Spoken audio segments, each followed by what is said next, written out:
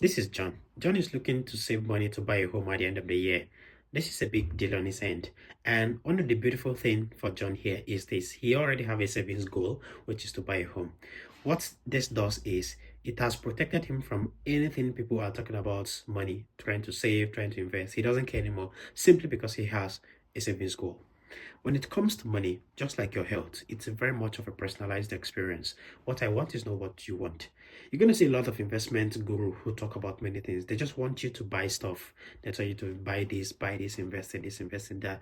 We're not saying these investment vehicles are bad stuff, but it might not typically fit into your investment strategy. Now, for you to be able to overcome many of this misinformation that you see on the internet about savings and investing, this is something you should pay attention to. It just takes about just a 4 steps process for you to understand how this whole thing works. It starts with education, debt, savings, then investing.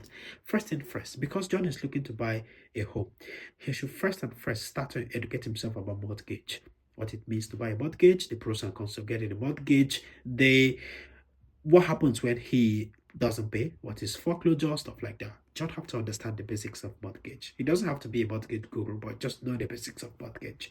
Then number two is what you can skip if you're not in that situation. But if you are a situation of where you have some high interest rate debt, high interest rate debt, like maybe your credit card debt, some quick loans that you took a couple of months back that's beginning to accumulate because they have very terrible interest rates, some 18 to 30%, which is as bad because regardless the yield on a savings account and the return on an investment coupled with inflation, you cannot beat that high interest rate debt.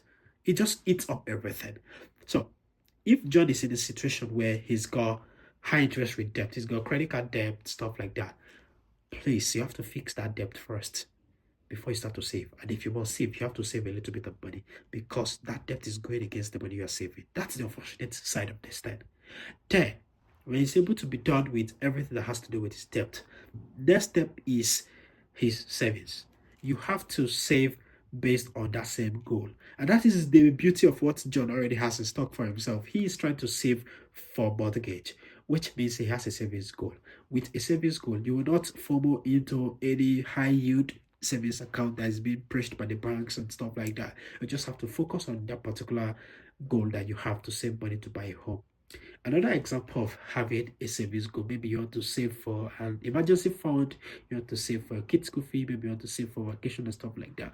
But for now, always have a savings goal. Always have a reason why you want to save this amount of money. That way, there won't be distractions and there won't be anything happening for you to go use the money carelessly. Then the fourth stage of this is literally the investment stage.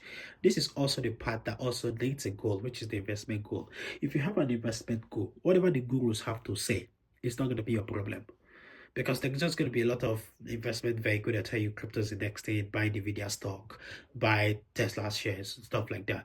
But if you have a savings goal, an investment goal, you're not going to just go key into those things anymore because you already know why you want to save. And when you're trying to save to buy a home, don't make the mistake of trying to invest that money because if you ever try to invest that money, savings is for the short term, 1 year, 2 years, 6 months, a year. But if you're trying to invest, it is always for the long term. An investment carries a little bit of risk.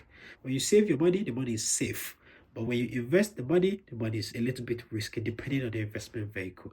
And one thing you should pay attention to, because it is invested, if you ever try to keep withdrawing money from the investment account, there is what we call a capital gain tax that you have to pay on top of any withdrawal you make from any investment vehicle. That's one of the things. And some investments are not liquid. Like when you have like real estate or you have land, they're never liquid. But some are liquid, like stocks, shares, bonds, a little bit liquid and stuff like that. So those are like a typical example of how John has tailored his investment goal and nobody can distract John anymore. Just be like John, right? So have a savings goal, have an investment goal, and then at that point, nobody can distract you. No guru can say, come and buy this, come and buy this. You're just going to be much more secure about your strategy and you're just going to be killing it. I just hope you like this one. So let me know if you do. See you later.